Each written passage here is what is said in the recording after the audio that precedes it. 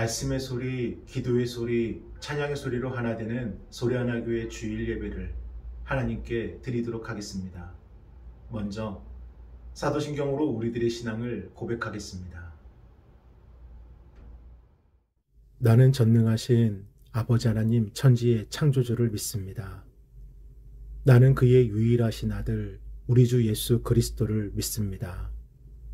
그는 성령으로 잉태되어 동정녀 마리아에게서 나시고 본디오 빌라도에게 고난을 받아 십자가에 못 박혀 죽으시고 장사된 지 사흘 만에 죽은 자 가운데서 다시 살아나셨으며 하늘에 오르시어 전능하신 아버지 하나님 우편에 앉아 계시다가 거기로부터 살아있는 자와 죽은 자를 심판하러 오십니다. 나는 성령을 믿으며 거룩한 공교회와 성도의 교제와 죄를 용서받는 것과 몸의 부활과 영생을 믿습니다. 아멘. 다 함께 찬송가 420장 너 성결케 위해 우리 함께 찬양하겠습니다.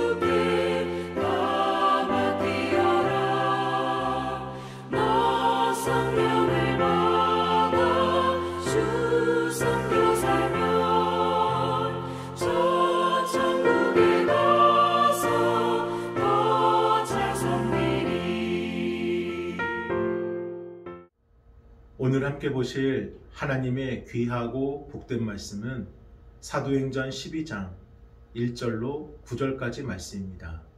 우리 함께 합독하겠습니다. 그때 헤롯 왕이 손을 들어 교회 중에서 몇 사람을 해하려 하여 요한의 형제 야고보를 칼로 죽이니 유대인들이 이 일을 기뻐하는 것을 보고 베드로도 잡으려 할세 때는 무교절 기간이라. 잡음에 옥에 가두어 군인 내식인 네페에게 맡겨지키고 유월절 후에 백성 앞에 끌어내고자 하더라. 이에 베드로는 옥에 갇혔고 교회는 그를 위하여 간절히 하나님께 기도하더라. 헤롯이 잡아내려고 하는 그 전날 밤에 베드로가 두 군인 틈에서 두 쇠사슬에 매어 누워 자는데 파수꾼들이 문 밖에서 옥을 지키더니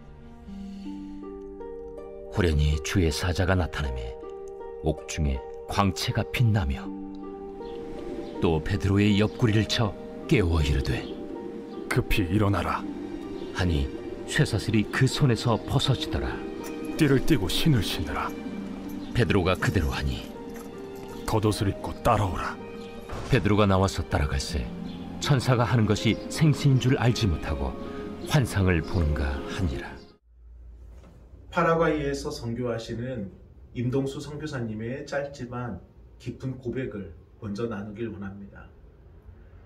파라과이 사람들은 자신들이 세계 부패 2위라고 아무렇지 않게 웃으며 말을 한다고 합니다. 그래서 공적인 일에도 뒷돈을 요구하고 뒷돈을 주지 않으면 진행되는 일의 속도는 상상을 초월할 정도로 더디어지고 오죽하면 자신들이 세계 부패 1위였는데 그 자리를 돈 받고 팔아넘겼다고 말할 정도입니다. 선교사님께서도 적지 않게 겪었던 일이지만 이 바뀌지 않고 반복되는 일련의 사건들을 겪을 때마다 그 땅과 그 땅의 백성들을 사랑하는데 참으로 많은 인내가 필요하다는 것을 느끼게 해줬다고 해요. 그 부패의 정점에는 공무원들이 있습니다. 어떠한 공적인 일을 부탁하면은 온종일 부서 돌리기도 모자라 주변에 있는 관광서를 돌리기를 하더니 결국엔 거만하고 또 비열하며 모욕적인 언사로 엄청난 뒷돈을 요구합니다. 선교사님께서 파라과이에 입국한 첫날에는요, 이 경찰들이 선교사님의 가족과 짐을 경찰서로 억류하더니 가진 돈을 다 토할 때까지 기다렸다가 결국 그때서야 비로소 경찰서를 나갈 수 있도록 풀어줬다고 합니다. 이뿐만 아니라 시시때때로 당하는 인종차별과 모욕적인 언어, 또한 경멸, 또 선교사님 가정에 대한 거짓 소문 유포, 심지어 머리에 총구를 겨누는 생명의 위협까지도 겪어야 했습니다. 그럴 때마다 외국인이기 때문에 더욱이 선교사이기 때문에 견뎌야 한다고 생각했지만 이 선교주에 생겨난 이 마음의 생채기는 더욱더 선교사님을 아프고 견딜 수 없는 고통으로 몰아넣었다고 합니다. 그래서 처음 선교지에 왔을 때는 이 선임 선교사님들의 현지인들을 바라보는 그 눈빛을 이해하지를 못했는데 시간이 그들만큼 지나고 나서야 그 이유를 본인도 충분히 알았다고 합니다. 물론 그런 눈빛은 담지 말아야지 라면서 몸부림쳤지만 이 매일 부딪히는 현실의 벽 앞에서 선교사님은 오히려 더욱 지쳐만 갔습니다. 그럼에도 언제나 그렇듯이 사람에게는 답이 없음을 알았기에 늘 주님께 나아갔고 그저 기도하는 시간이 눈물만 흘리는 시간이었지만 기도하는 그 시간이 유일한 위로의 자리였고 위로의 시간이었습니다. 그리고 여느 날과 마찬가지로 치열한 하루를 보내시고 기도의 자리에 앉았는데 그날 유독 마음 깊은 곳에서 들려오는 말씀이 있었다고 그래요. 그 말씀은 내가 널 보는 마음이 그렇단다. 내가 널 보는 마음이 그렇단다. 선교사님께서 그 땅의 사람들을 바라보는 그 안타까운 마음이 주님이 선교사님을 바라보는 마음이시라는 그 음성이 들리는 겁니다. 순간 선교사님은 그동안 자신의 그 연약함과 죄스러움에 너무나도 한탄스럽고 몸소리 쳐져서 대체 누가 누굴 죄인이라고 말했던 것인가? 내가 죄인인데, 내가 정말 죄인인데 내가 어찌하여 주님께 그들을 죄인이라고 말했던 것인가? 마음에 일어난 죄스러움은 눈물조차도 가식적으로 느껴져 자리에서 일어날 수밖에 없어서 그 기도의 자리를 떠나려고 하는데 그 순간 마음에 또 다른 음성을 듣게 하신다는 거예요. 그 음성은 사랑하는 아들아, 그럼에도 불구하고 내가 그들을 용납하는 것처럼 나도 너를 용납한단다. 내 마음이 무너지는 그 자리에 언제나 나도 너와 함께하고 있음을 잊지 말아라 라고요. 사랑 여러분, 부패한 공권력과 인종차별과 심지어 생명의 위협에 견디기 힘들었는데 변하지 않는 상황과 처지에 마음이 지쳤는데 자신의 처지와 능력에 눈물밖에 나오질 않았는데 눈물로 기도하던 그 자리에서 주님이 함께 울어주고 계셨고 주님께서는 선교사님이 필요한 그릇이 되도록 그 마음과 믿음을 더 깊고 성숙해지도록 빚어주고 계셨던 것입니다. 이처럼 우리를 향한 하나님의 뜻을 바로 알기 위해서는요, 우리의 믿음의 틀도 커지고 확장되어지는 그 은혜가 있어야 됩니다. 우리 고린도전서 13장 11절을 함께 읽어보겠습니다. 내가 어렸을 때에는 말하는 것이 어린아이와 같고 깨닫는 것이 어린아이와 같고 생각하는 것이 어린아이와 같다가 장성한 사람이 되어서는 어린아이의 일을 버렸노라. 아멘. 여기 장성한 사람이 되어서는 어린아이의 일을 버렸노라 라는 이 고백은 인식의 틀이 바뀌었다는 거예요. 그만큼 성숙해졌다는 것입니다. 그래서 어릴 적 갖고 있던 생각의 틀이 장성화해져서 바뀌어지는 것처럼 우리의 믿음의 틀 역시 바뀌고 성숙해져야 되고, 그때 비로소 하나님의 참된 은혜를 보게 된다는 것입니다. 그것이 고린도전서 13장 12절에 나옵니다. 우리 이어서 읽어보겠습니다. 우리가 지금은 거울로 본 것 같이 희미하나 그때에는 얼굴과 얼굴을 대하여 볼 것이요, 지금은 내가 부분적으로 하나 그때에는 주께서 나를 아신 것 같이 내가 온전히 알리라. 아멘. 희미하던 것을 분명히 보게 되고 부분적으로 알던 것을 온전히 알게 되는 은혜. 그 은혜란 무엇입니까? 현실의 벽 너머에 더 크신 하나님이 계심을 보게 되는 것입니다. 이 눈물은 흘리지만 이 눈물을 삼킬 수 있게 되는 것이고, 내려놓지 못하는 것을 내려놓게 되는 것이고, 내가 아니라 주님께서 일하고 계심을 알게 되는 것입니다. 그래서 세상의 가치관에 치여서 물질에 쫓기고 관계에 치이고 결과에 낙심하는 인생이 아니라 하나님을 따라가는 인생이 되도록, 흐르는 눈물을 삼키는 인생이 되도록, 주님의 일하심을 보게 되는 인생이 되도록 우리들의 믿음의 틀이 확장되었을 때 그 은혜를 누리게 된다라는 것입니다. 오늘 본문에서 베드로가 그렇습니다.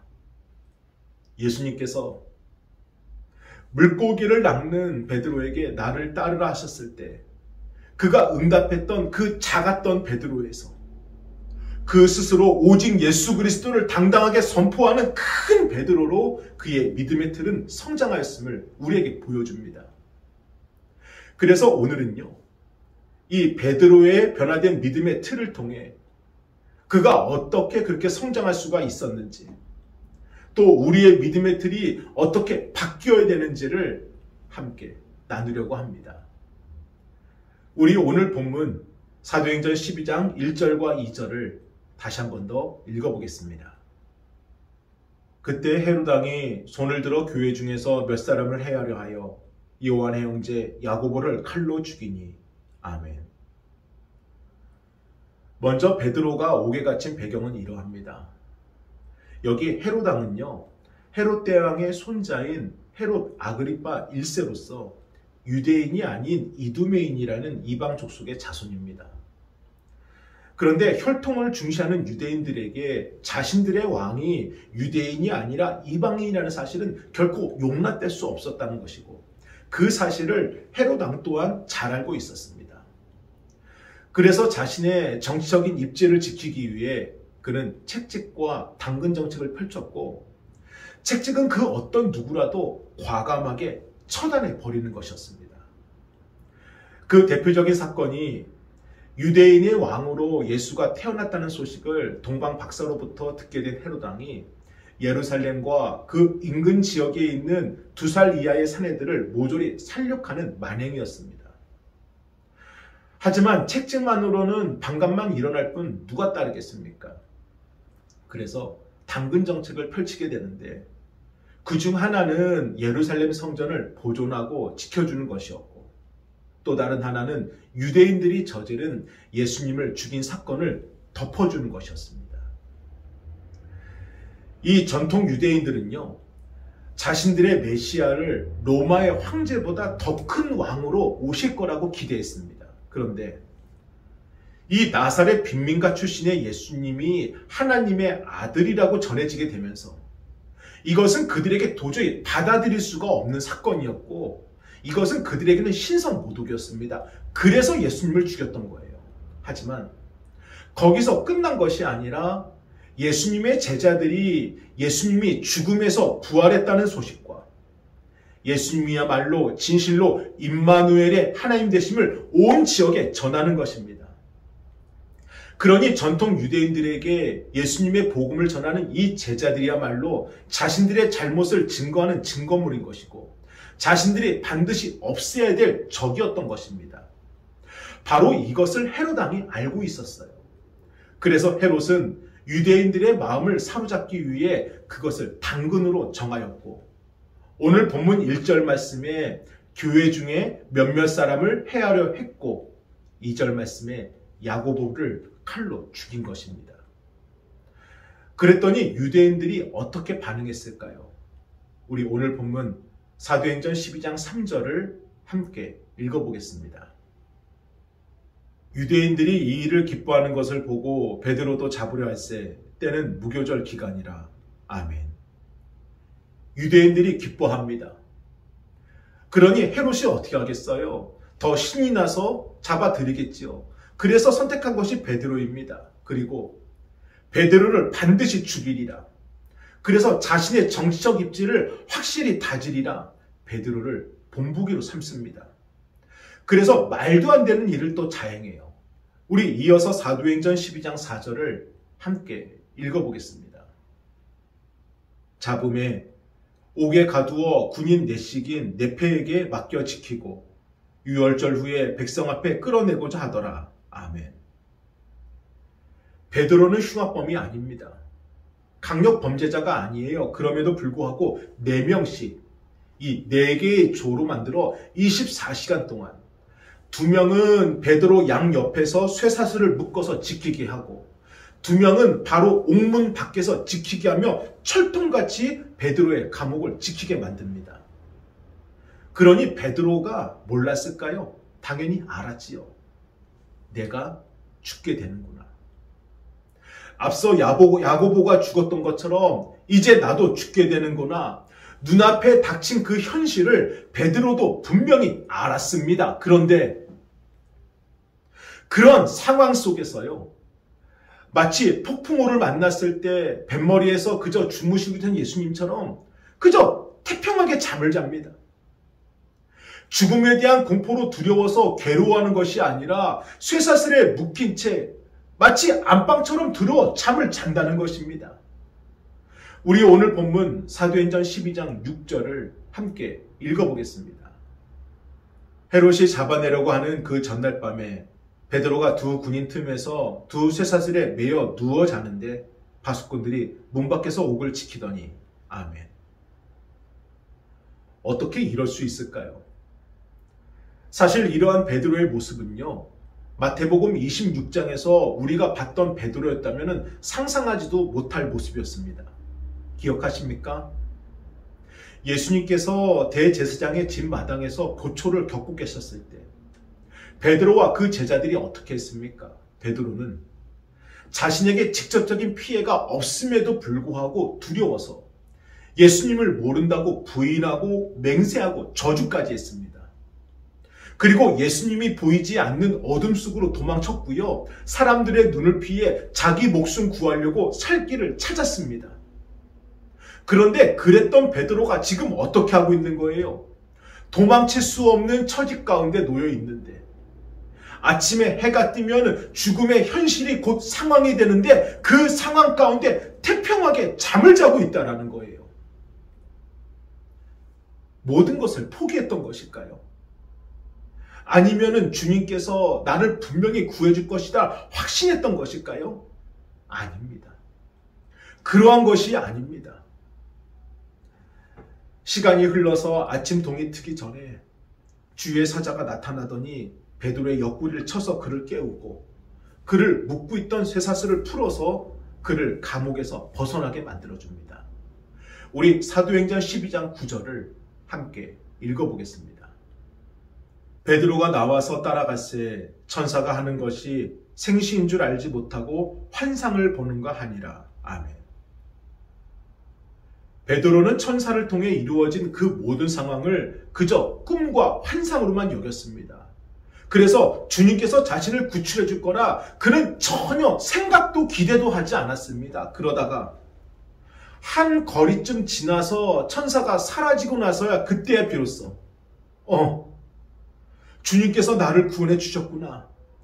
자신 앞에 펼쳐진 모든 상황이 실제임을 그때서야 비로소 깨달았던 것입니다. 그렇다면 대체 어떻게 베드로는 그 죽음 앞에서 태평하게 그냥 잠을 잘 수 있었던 것일까요?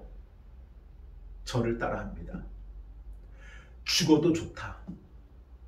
죽어도 좋다. 베드로는 세상의 삶을 포기한 것이 아니라 세상 너머에 계시는 그 주님을 본 것입니다. 그래서 그에게는 이 죽음이 끝이 아니라 영원한 생명의 시작이 되었던 것이고, 이제는 당당하게 예수님을 따라갈 수 있다는 기쁨의 여정이 그에게는 펼쳐진 것입니다. 그래서 죽어도 좋다, 죽어도 좋다.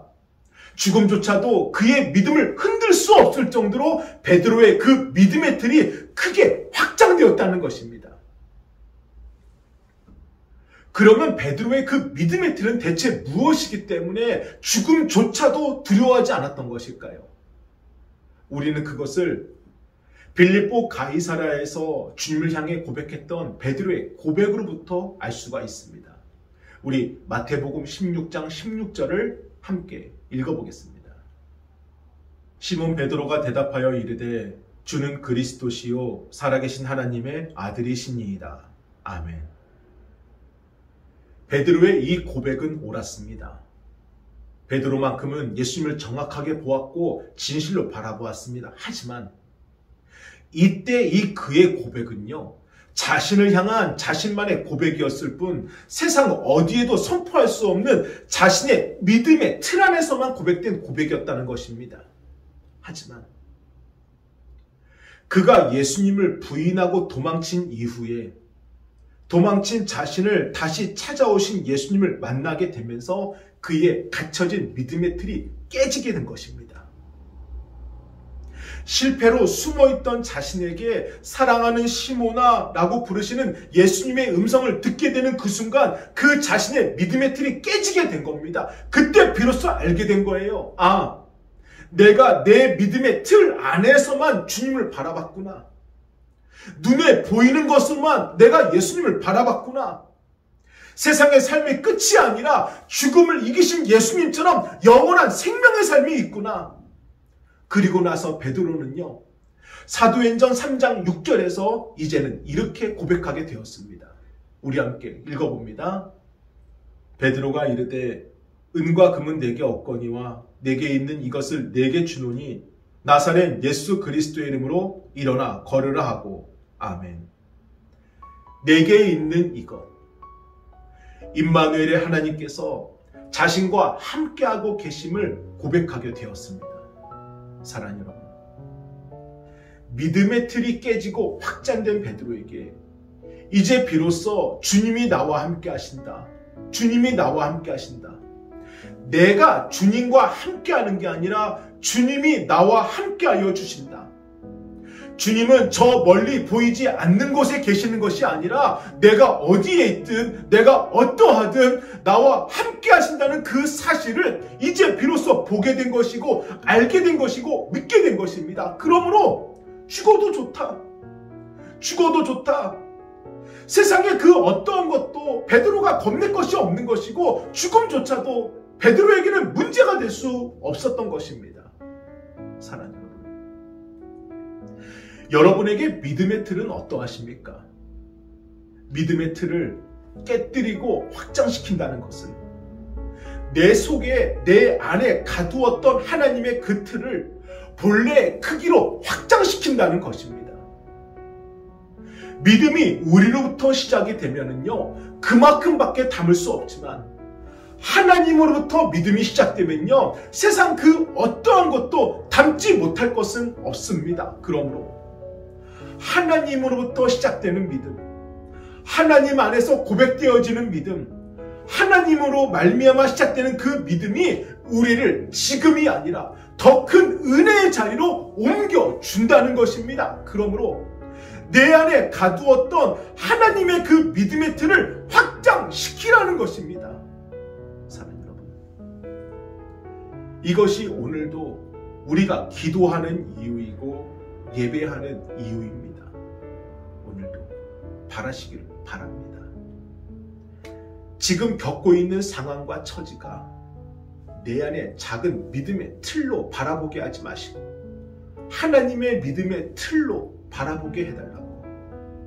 내가 겪고 있는 지금 이 아픔을 내 안에 있는 믿음의 틀로만 견디려 하지 말고 하나님의 믿음의 틀로 견디게 해달라고 끝까지 기도하시기를 바랍니다. 반드시 하나님이 그렇게 우리들의 믿음의 틀을 확장시켜 주십니다. 우리 함께 기도하겠습니다. 거룩하신 주여 감사합니다. 하나님의 놀라운 축복의 은혜가 여기서 멈추지 않고 우리들 안에 갇혀있는 하나님의 틀을 확장시키는 그 은혜 가운데 우리를 인도하심을 믿습니다. 주여, 주님의 뜻을 이루어 주시고 주님으로부터 시작되는 그 믿음이 우리의 믿음 되게 하여 주옵소서. 아버지 감사합니다. 정성껏 준비하신 예물을 하나님께 드리겠습니다. 전능하신 나의 주 하나님은 능지 못하실 일 전혀 없네.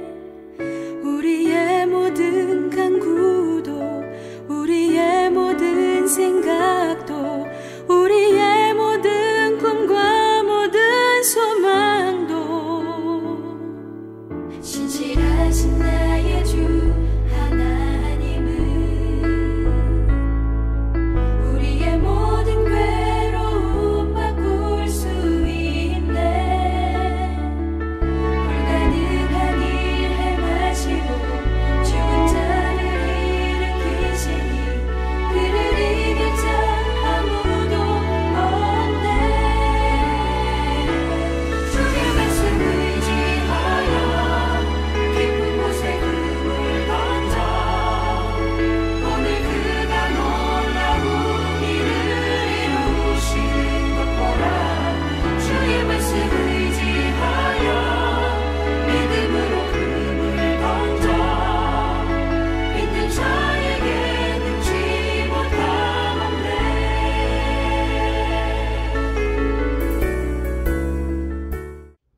축도로 예배를 마치겠습니다. 이제는 우리 주 예수 그리스도의 은혜와 하나님의 그 크신 사랑하심과 성령님의 감화감동 역사하심이 하나님으로부터 시작되는 믿음 위에 그 믿음의 틀을 확장시키는 성도들 위에 이제로부터 영원토록 함께 하시길 간절히 축원하옵나이다. 아멘.